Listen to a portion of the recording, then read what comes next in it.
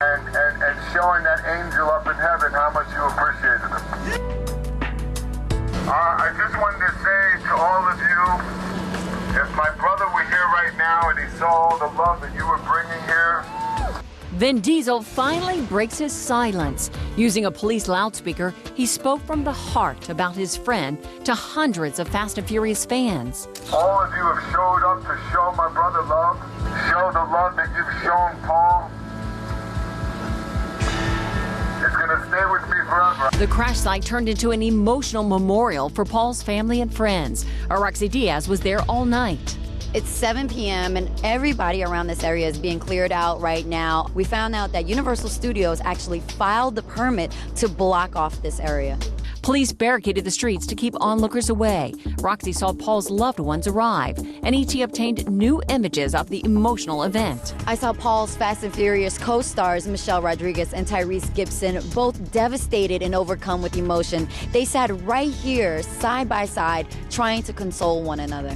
Later, Gibson wrote on Facebook, quote, "At least I got to say, I love you." I saw his parents, Mom, Cheryl, and father, Paul Walker III, alongside his brothers, Cody and Caleb, and sisters, Ashley and Amy, all trying to make sense of this tragedy.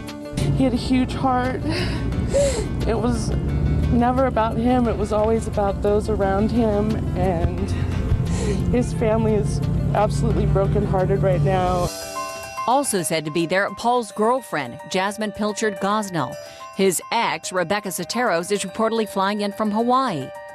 My love and strength goes out to his family, who must be dealing with a huge amount of sorrow at the moment.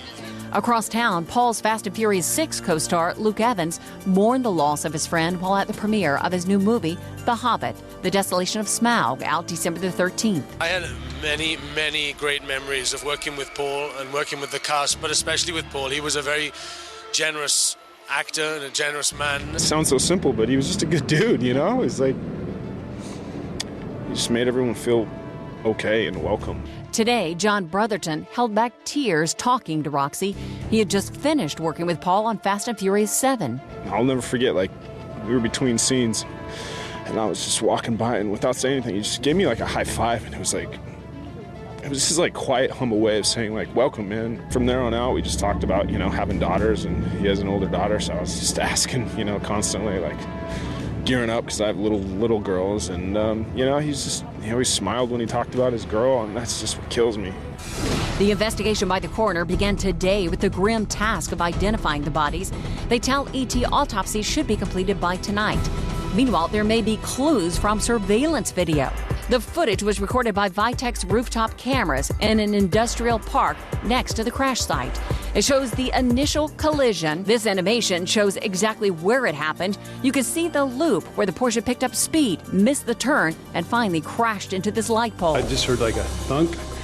Steve Doherty told ET that he was working here in this building across the street when the blast hit. It was a mess. The car was smoldering. It was completely destroyed, and the back part of the vehicle was upside down. The front part was, you know, like normal, upright, and there were car parts all over the parking lot, and there was also about 200 feet of stone and things. I watched security video from 4 different cameras from the building closest to the site. You see that the accident happened at exactly 3:27 p.m. and you see tons of smoke and debris, people running from the building with fire extinguishers, and firefighters arrived within 2 minutes. The crash site is so important, especially for an unexpected death, because it helps people come to terms with reality. When you see the crash site, you're more inclined to believe that the death actually happened. The crash image is powerful and disturbing. So why is family visiting the crash site? We put the question to Robbie Ludwig, a psychotherapist and grief counselor. So the family clearly is in shock and grieving and probably hasn't made sense out of anything that's happened yet. Going to the site helps with the grieving process. It helps the family come to terms with reality. It's a way to show respect for the person that they love and try to gain closure about the person's death. And for Paul's 15-year-old daughter, Meadow, seeing the crash site firsthand may help her work through the unimaginable pain of losing her father.